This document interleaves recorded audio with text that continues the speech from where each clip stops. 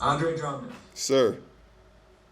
Um, Andre, I know it's got to be tough at the end to not play in game six, but how do you kind of just take your overall stint with the Lakers this year and what you learned and how this relationship is going forward? Yeah, I think overall this year I had an incredible time just in the short stay that I was here. There was a lot put on me when I first got here. There was a lot for me to learn, a lot to catch up on, and a lot to make up for. Having two of the best players hurt and just trying to figure out an entire team with a little time to help get us into a playoff run. I think I've learned so much just being around the coaching staff, being around my teammates, just an incredible group of guys that we have here. I'm looking forward to building more with them. Okay, Dave McMenamin, please. Andre, you said you're looking forward to building more. Is that your statement saying that you'll be coming back to the Lakers? Like that's your intention? That's not what I said, but we No, have. that's what we that's have what you said you're looking to build more with them. yeah, looking forward being to. Lakers, so Looking forward to. We have a lot of time for that. August is right around the corner, so when that time comes around to have those discussions, I'll have those discussions. Okay, Dan Wakey, please. Andre, when you signed with this team, Montrez was here, Gasol was here. Obviously, AD can play center.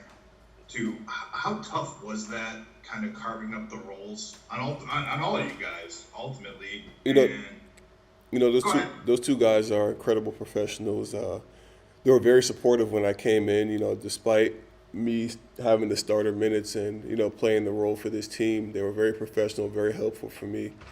Even with me, when the situation turned turned the other way, where I was coming off the bench and wasn't playing a lot, and those guys are playing. We just did a great job of supporting each other and making sure each and every one of us felt the positivity that we wanted the other guys to succeed. I agree, but I'm wondering, I guess too, like, I mean, is that a situation that you would put yourself in again? I guess sort of. Do you know what I'm saying? Like, kind of like knowing that things. That's something I have to digest. I mean, the season just ended last night, so this is something that I have time to think about right now. Right now, my focus is just spending time with my kids and just decompressing this long year that I had, and I'll refocus on that when the time is right. Rashawn. Hey Andre, how would you best describe how the season came to an end? Was it more shock, disbelief? How would you best describe it? I think us losing that game last night, just that team won fair and square. They outplayed us. They played as a team. They played incredible on both sides of the court. All 15 of the guys that they played have played a significant role throughout this series to help them win the series for them. Alan. Hey Andre, I'm just curious for some of your priorities over the off season. What are some areas in your own personal game that you think you'll focus on that you want to pay more attention to? I guess you could say as we get to the off season.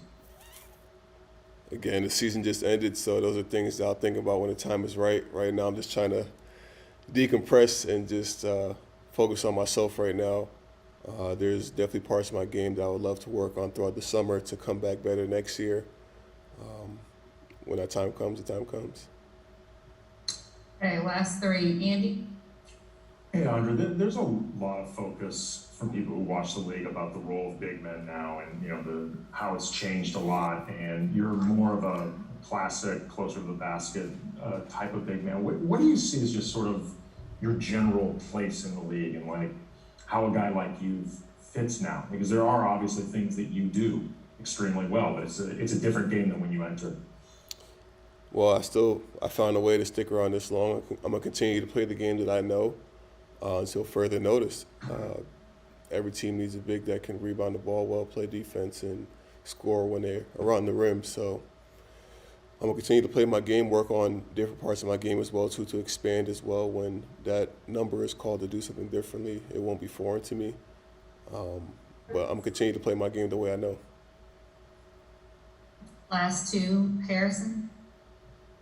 Hey Andre, you mentioned how much was kind of thrown at you in such a short time, coming and joining this team mid-season. I was just wondering, do you feel like you ever got to show kind of what you and Anthony Davis could do together at any point before the injury? Do you feel like you guys ever fully got on the same page and got to show your full potential? Not at all. I mean, there were glimpses. I mean, we all seen it. There were bright spots throughout the year where we did play together and great things happened, but you can't expect two guys that, play in the paint to get adjusted in 6 weeks.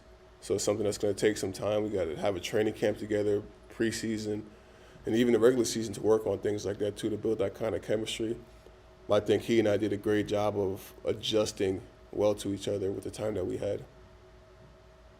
Last question, Michael. Hey, Dre, and a pleasure talking to you throughout the season, so thank you for that. My question is a little bit of a piggyback off of what Harrison asked. I'm sure a lot of guys right now are playing the what-if game in their head. So for you, when it comes to those what-ifs, Dennis mentioned because of him missing those last 14 days with the COVID protocols, he didn't get a chance to figure out where you wanted the ball in the court and run the pick and roll with you. Like we said, with AD, with LeBron and you, just missed opportunities for you all to play together. We saw a little bit of glimpses of it in the playoffs of what you could do, when you guys were all on the same page. But what are those what-if questions you're asking yourself now? I don't really do the what ifs because the what ifs can't be solved. Those moments are over. I mean, you can go back and think like, man, what it could have been like, but there's nothing we could do about it. Those are injuries and situations we couldn't foresee. The timing wasn't there. That's all it really boils down to. All right, thank you, Andre. Thank you.